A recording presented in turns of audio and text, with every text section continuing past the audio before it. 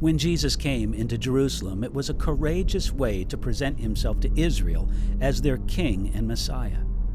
Jesus knew that the religious leaders were determined to arrest him and deliver him to death. Knowing this, Jesus nevertheless had the courage not only to enter Jerusalem, but to come into the city as publicly as possible. Here's how John chapter 12 records it, starting at verse 12.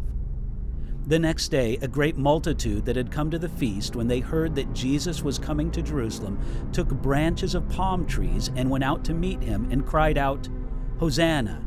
Blessed is he who comes in the name of the Lord, the King of Israel." When Jesus came into Jerusalem on what we call Palm Sunday, you could say that it was a patriotic parade. In that day, and for those people, it might have looked like a 4th of July parade in modern America. The crowd shouted that Jesus was the King of Israel, and they waved branches of palm trees, which were a patriotic symbol for an independent Israel going back to their last independent state under the Maccabees. It was an excited, happy time of welcoming the man whom many thought could be the King of Israel to overthrow the hated Romans. Since it was near the Passover, there were a lot of Roman soldiers in Jerusalem. It isn't hard to imagine that several of them saw the parade and felt it was important to tell their commander, Pontius Pilate, that the Jews had just welcomed into the city a king to replace their present rulers. If Pilate received the news, how do you think he responded? Think of the questions he might ask of the soldiers who brought the report. Pilate would ask, "What kind of army did this king of the Jews have?" The answer was, well, there were no soldiers, only children who laughed and danced with the parade. Pilate would ask, "What kind of patriotic war songs did they sing?" The answer was, none at all, only songs of praise to the God of Israel. Pilate would ask, "What kind of weapons did they have?"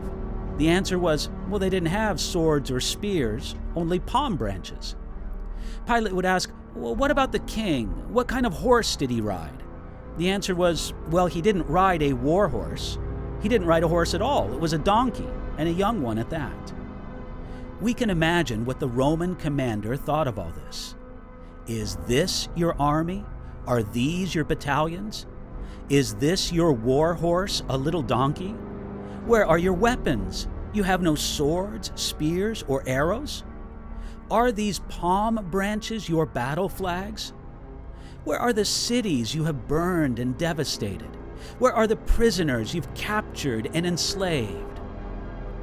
If Pontius Pilate thought at all about the parade that brought Jesus of Nazareth into Jerusalem, he probably laughed. The Romans knew how to put on a proper military parade, and this wasn't it. It was like the difference between a great military parade with soldiers and tanks and missiles, contrasting with a children's 4th of July parade. Therefore, Jesus said something dramatic with this entry to Jerusalem. He said, "Yes, I am a king of love and power, as I showed with raising Lazarus from the dead, but I'm not like the kings of this world. I am a humble king, and I've come to serve and to die for my people." We call this the Triumphal Entry, but it was a strange kind of triumph. It was the triumph of humility over pride. It was the triumph of grace over law. It was the triumph of seeming weakness over seeming strength. It was the triumph of religious reality over religious image and tradition. It was the triumph of self-sacrifice over human domination. The most wonderful thing about this is that the humble king won. He defeated the Roman Empire and every other empire.